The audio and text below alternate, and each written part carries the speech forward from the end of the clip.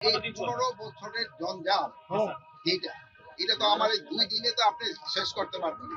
আরেকটা জিনিস হলো আপনি একটা দেখেন আমরা যে পরিস্থিতিতে আপনারা আমাদের দায়িত্ব দিয়েছেন ওই পরিস্থিতি থেকে কি একটু উন্নতি হইছে কিনা আব্দুল হামিদ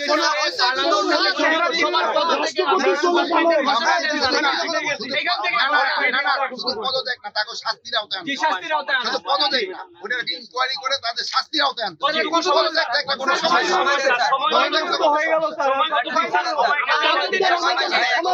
আমি তো ধরেন এখানে আসার পরে আমি তো এখানে আসার পরে আমি তো মানে আমার তো একটা সময় তো আমার আমি পাই 24 ঘন্টার মধ্যে হবে স্যার এটা তাদের ব্যবস্থা। এখন আমি তো ধরেন যাইতেছি এগ্রিকালচার আবার একটা প্রোগ্রাম আমি অলরেডি ওই এখন যে গাড়িতে যাবো না কতটুকু আগাইছে হয়তো কিছু জানতে পারবো আর অবশ্যই একটা ব্যবস্থা নেওয়া এটা কোনো অবস্থা ছাড় দেওয়া যাবে না। এটা তো এই এই এই যে ঘটনাটা ঘটছে এটা যারা যারা জড়িত তাদের অবশ্যই শাস্তির আওতায় আর যদি না হয় স্যার এটার বিপক্ষে শাস্তির আওতায় তারা যদি শাস্তির আওতায় না আনে সেই সময় আমি চলে যাবো।